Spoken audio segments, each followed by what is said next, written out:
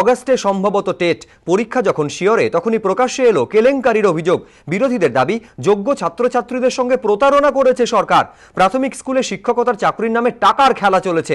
যোগ্যতা মানের থেকে কম নম্বর পাওয়ার পরেও 2012 সালে টেট দিয়ে চাকরি পাচ্ছেন অনেকেই।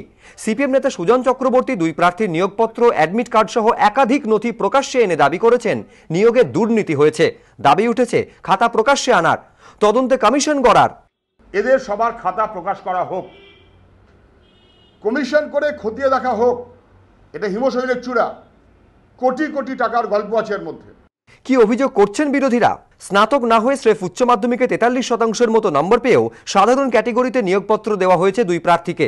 প্রসঙ্গত, টেটে বসার যোগ্যতামান উচ্চ মাধ্যমিকে ন্যূনতম 50% নম্বর অথবা স্নাতক। একটি ক্ষেত্রে জেলা প্রাথমিক শিক্ষা সংসদের চেয়ারম্যান নম্বর কম থাকার কারণে অ্যাডমিট কার্ডে প্রার্থীকে বাতিল ঘোষণা করলেও পরে তাঁরই চাকরি হয়েছে। দুই প্রার্থী যেদিন স্কুলের কাজে যোগ দিয়েছেন তার আগেই ইন সার্ভিস টিচার হিসেবে তাদের প্রশিক্ষণের ছাড়পত্র দেওয়া হয়েছে।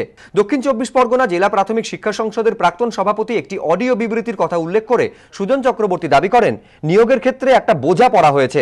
ডিস্ট্রিক্ট প্রাইমারি কাউন্সিল তার সভানেত্রীর টেপ বিবৃতি প্রকাশিত হয়েছিল। কি বলেছিলেন? তৃণমূল ভবন থেকে মেধা তালিকা ঠিক হয়েছে, বিধায়কদের জন্য 20টি করে কোটা। আপনি পার্টির লোক, কেস করছেন কেন? তৃণমূল ভবনে এসে ঠিক করে নিন। আপনি পার্টিকে দেখুন, পার্টিও আপনাকে দেখবে। এছাড়া টাকা দুর্নীতির গল্প ভর্তি। যার অডিও বিবৃতি প্রসঙ্গে এই অভিযোগ, তিনি প্রাক্তনী বলে মন্তব্য করতে চাননি। আর নিযুক্ত দুই শিক্ষকের কেউ অভিযোগ অস্বীকার করেছেন, কেউ প্রতিক্রিয়া এড়িয়েছেন। প্রাথমিক শিক্ষা পর্ষদের দাবি ঐচ্ছিক বিষয়ে নম্বর যোগ করে সংশ্লিষ্ট দুই প্রার্থীর 45%-এর বেশি নম্বর পেয়েছেন, অতএব নিয়োগ বৈধ। বিরোধীদের প্রশ্ন, তাহলে প্রার্থীর অ্যাডমিট কার্ড প্রথমে বাতিল লেখা হলো কেন? তাছাড়া প্রাথমিক শিক্ষা পর্ষদেরই নির্দেশিকা বলছে 1999 থেকে 2007 পর্যন্ত উচ্চ মাধ্যমিকে মোট নম্বর দেখা হবে ঐচ্ছিক বিষয়ের অতিরিক্ত নম্বর বাদ দিয়ে। একটা সময় টেট কেলেঙ্কারির অভিযোগে উত্তাল হয়েছিল রাজ্য। শাসক দলের আত্মীয়রা চাকরি পেয়েছেন এমন অভিযোগও উঠেছে। ফের একবার টেটে দুর্নীতির অভিযোগ, সেই অভিযোগকে এবার হাতিয়ার করতে চলেছে বিরোধীরা। কৃষ্ণেন্দু অধিকারী, এবিপি আনন্দ, কলকাতা।